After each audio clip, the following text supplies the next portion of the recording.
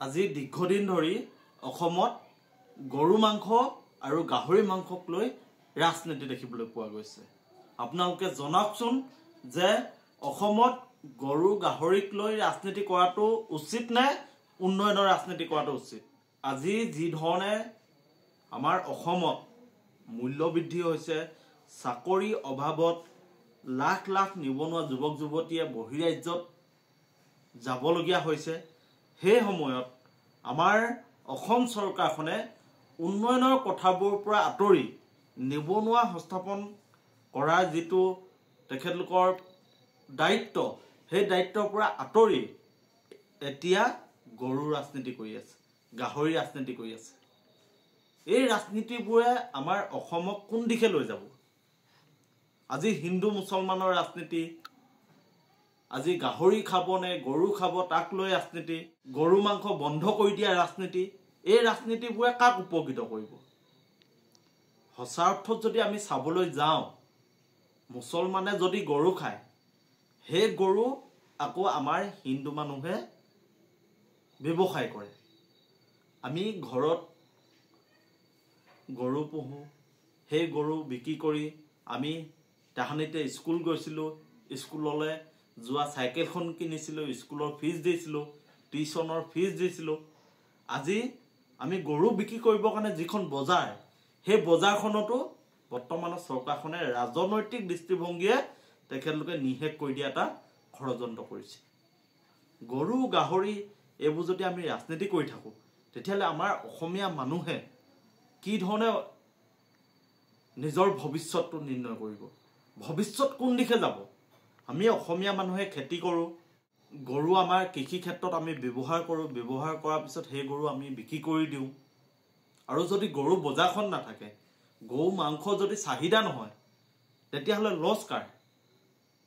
আমাৰ লেখীয়া মধ্যবিত্ত মানুহৰ।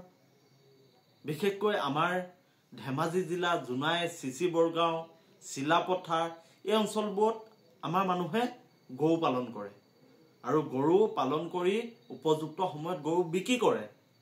আৰু আমাক এখন গৰু বজাৰ লাগে, আৰু সেই সময়ত চৰকাৰখনে আমাৰ কথা নাভাবি তেখেতলোকে গৰু মাংস বন্ধ কৰিছে, গৰু বজাৰ বন্ধ কৰিছে। এই ধৰণৰ নিকৃষ্ট ৰাজনীতিবোৰ কৰি থকাটো আমি নিবিচাৰোঁ আৰু অসমৰ মানুহে নিবিচাৰে। অসমৰ মানুহে বিচাৰে অসমত মূল্য বৃদ্ধি ৰোধ হ'ব লাগে, মূল্য বৃদ্ধিৰ ওপৰত চৰকাৰৰ যোগান বিভাগে নিয়ন্ত্ৰণ কৰিব লাগে, অসমত নিবনুৱা সংস্থাপন দিব লাগে।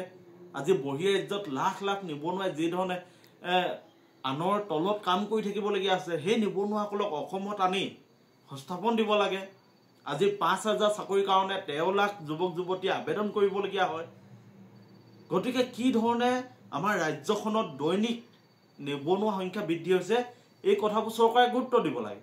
চৰকাৰে গুৰুত্ব দিব লাগে আমাৰ বৰ্তমান উন্নয়নৰ ৰাজনীতিত। আমাৰ ওচৰৰ স্কুলখনৰ শৈক্ষিক পৰিৱেশ কেনেকুৱা, স্কুলখনৰ যি আন্তঃগাঁথনি, সেই আন্তঃগাঁথনি কেনেকুৱা, আমাৰ ওচৰৰ নামঘৰটো আন্তঃগাঁথনি কেনেকুৱা, এই কথাবোৰে চৰকাৰে গুৰুত্ব দিব লাগে। চৰকাৰে গুৰুত্ব দিব লাগে আমাৰ ভাল ৰাস্তা পদূলিৰ ক্ষেত্ৰত গুৰুত্ব দিব লাগে। এই গোটেই বিষয়বোৰৰ পৰা তেখেতলোকে আঁতৰি উন্নয়নৰ নামতটো শূন্য। এতিয়া তেখেতলোকে হিন্দু মুছলমানৰ ৰাজনীতি কৰে, গৰু মাংস বন্ধ কৰি দিয়া ৰাজনীতি কৰে, গাহৰি ৰাজনীতি কৰে। আমি বৰ্তমানৰ চৰকাৰখনৰ মুখ্যমন্ত্ৰী ডক্টৰ হিমন্ত বিশ্ব শৰ্মা ডাঙৰীয়াক অনুৰোধ জনাইছোঁ, আপুনি কেবিনেট পাতি থাকক। আমাৰ ৰাইজৰ টকাৰে আপুনি কেবিনেট পাতি থাকক, কিন্তু উন্নয়নৰ ৰাজনীতি আপুনি কৰক। কেবিনেটত উন্নয়নৰ কাৰণে আপুনি সিদ্ধান্ত লওক। এইবোৰ গৰু মাংস বন্ধ কৰা, কিবা কিবি এইবোৰ ৰাজনীতি আপুনি কৰিবৰ কাৰণে কেবিনেটত অন্ততঃ সিদ্ধান্ত নল'ব। কেবিনেটত আপুনি অন্ততঃ আমাৰ ওচৰৰ স্কুলখন আপুনি বন্ধ কৰি দিয়া পৰিৱৰ্তে পুনৰ উজ্জীৱিত কৰিবৰ কাৰণে সিদ্ধান্ত লওক। আমাৰ ওচৰত আপুনি যি আমাৰ স্বাস্থ্য খণ্ড আছে, যিবোৰ মেডিকেল আছে, এই মেডিকেলবোৰত আপুনি পৰ্যাপ্ত পৰিমাণৰ দৰৱ পাতি দিয়াৰ ব্যৱস্থাৰ কাৰণে আপুনি সিদ্ধান্ত লওক। উপযুক্ত ইয়াতে চিকিৎসক দিয়াৰ কাৰণে আপুনি সিদ্ধান্ত লওক। এই কামবোৰহে আপোনালোকে কৰিব লাগে। যিবোৰ কাম কৰিলে আপোনালোকক ৰাইজে ভাল পাব। আপোনালোকে গৰু বন্ধ কৰিব, গৰু মাংস কোনোবাই খাব নোৱাৰিব বুলি ক'ব, আৰু তাৰ ভুক্তভোগী কোনে হয়? আমাৰ দৰে মধ্যবিত্ত মানুহবোৰ। গতিকে চৰকাৰখনে সময় থাকোঁতে কথাবোৰ অনুভৱ কৰক, অনুধাৱন কৰক আৰু সঁচা অৰ্থত উন্নয়নৰ বাবে কাম কৰক। আমি চৰকাৰখনক আহ্বান জনাইছোঁ, অনুৰোধ জনাইছোঁ, আপোনালোকে বুজি উঠক যে আমি গৰু পালন কৰোঁ, আমি গৰু পুহোঁ আৰু সেই গৰু আমি বিক্ৰী কৰোঁ আৰু সেই গৰু বিক্ৰী কৰি আমি উচিত মূল্য পাব লাগিব। যদি আমি উচিত মূল্য নাপাওঁৱে তেতিয়াহ'লে আমি গৰু পুহিবলৈ বাদ দিব লাগিব। আৰু তেতিয়াহ'লে আমি কেনেকৈ চলিম? আমি গৰু ছাগলী হাঁহ কুকুৰা পুহি অন্ততঃ আমাৰ দৰে বহু মানুহ জীৱিকা পালন কৰি আছে। এই কথাবোৰ মুখ্যমন্ত্ৰী ডাঙৰীয়া অনুধাৱন কৰক।